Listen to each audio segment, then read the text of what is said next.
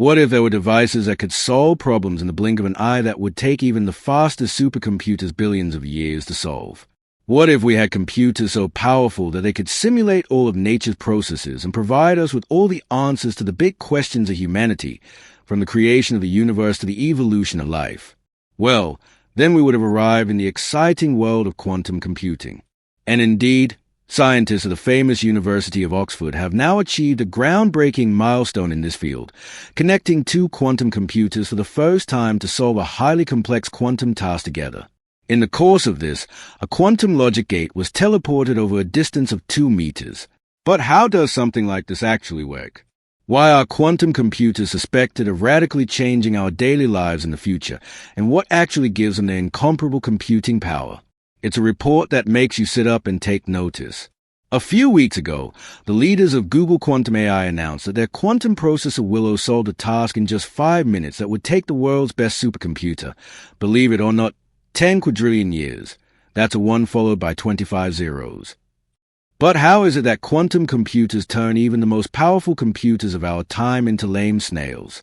Well, to understand this, we first have to visualize how our current everyday devices work in the first place. Because whether you're watching our video on your laptop, your cell phone, or your tablet, all these devices work with bits, and thus with units of information that can only assume the state 1 or 0.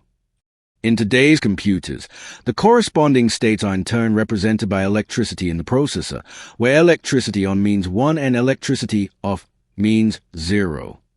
As their name suggests, quantum computers, on the other hand, use quantum bits, or qubits for short. These can also assume the state 1 or 0, but they also have another remarkable ability that clearly distinguishes them from classical bits. A qubit can also be in the state 1 and 0 at the same time, or theoretically, in an infinite number of states in between. If we imagine a classic bit as a coin that either shows heads or tails, a qubit is a coin thrown into the air that spins around at a rapid pace. As a result, we cannot say which side is currently facing up because it is in both states at the same time. And ultimately, it's precisely this property of the qubit that makes a quantum computer many times more efficient than a conventional computer. It needs significantly fewer qubits than bits for the same calculation. In a conventional computer, 2 qubits can only represent one number at a time. But as already mentioned, a qubit can assume an infinite number of different states simultaneously. But even if we only assume 2 different states at the same time, each additional qubit exponentially doubles the number of simultaneously representable states. And while 3 qubits can already assume 8 states simultaneously, with 300 qubits, it's as many as 2 to the power of 300, or a number greater than the number of particles in the universe. But that's not all. In addition, the qubits in a quantum computer can also be quantum entangled, which means nothing more than that they are coupled to each other. In colloquial terms, as soon as a qubit is brought into a certain state, the state of an entangled partner also changes at that moment, and mind you, at faster than light speed.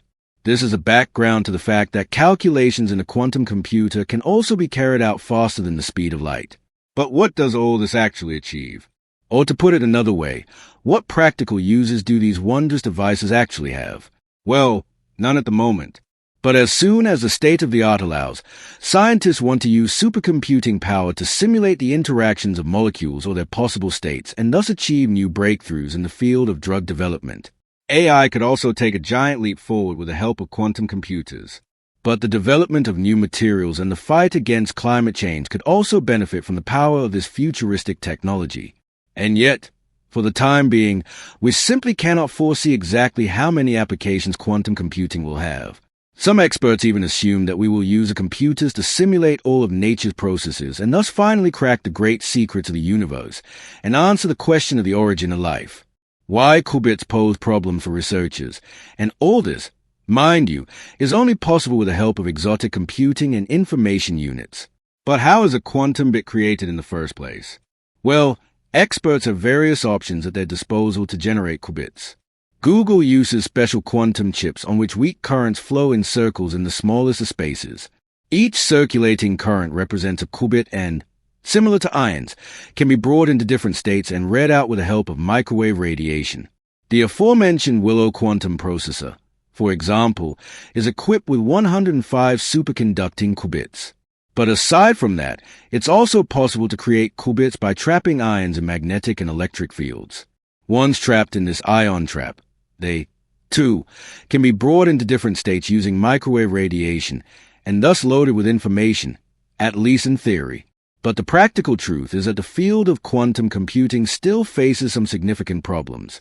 After all, there's a reason why we're not all walking around with a quantum smartphone in our pocket.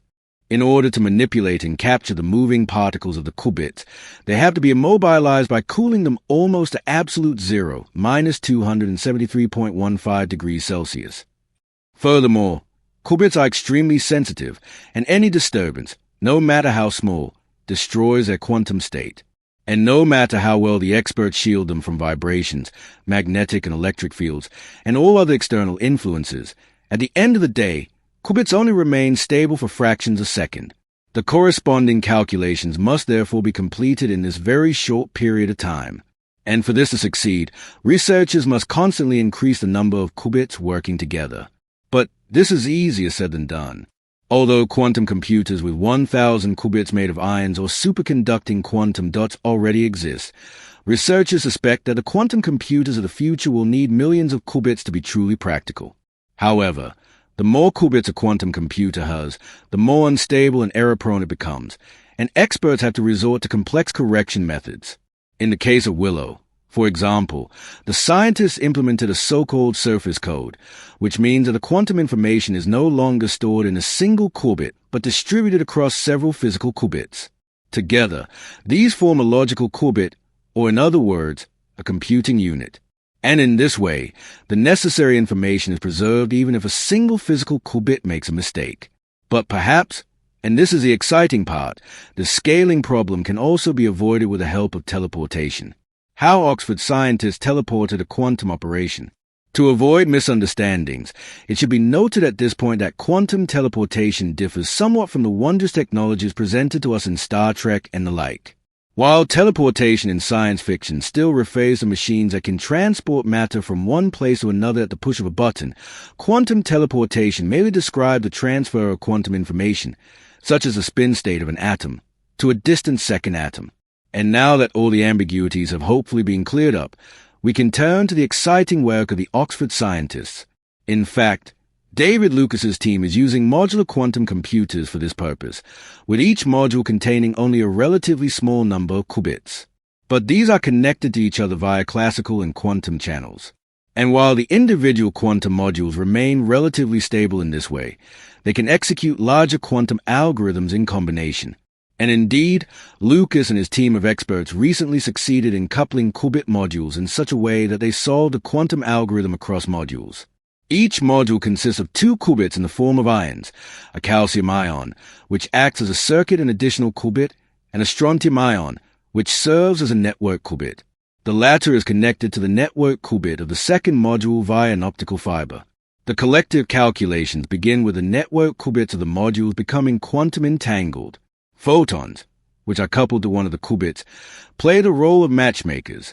Once the entanglement is established, each module generates a so-called controlled Z quantum gate, or CZ for short, between its network and circuit qubit. The experts explain that such a gate only reverses the sign of the digital 1, while the 0 remains unchanged.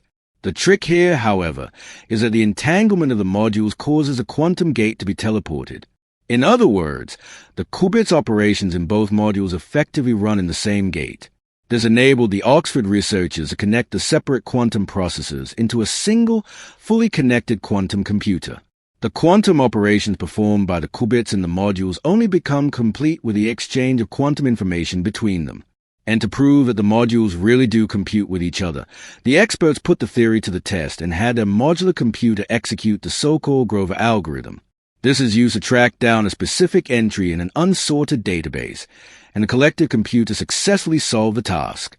And although previous experiments in quantum teleportation had already exchanged quantum states between physically separate systems, this was the first time that an algorithm had been executed by a distributed quantum computer, and a real interaction between the separate modules had been generated. And according to the scientists, what they have now demonstrated on a small scale could have laid the foundation for a great future. On the one hand, such distributed computing would pave the way for larger and more powerful quantum computers.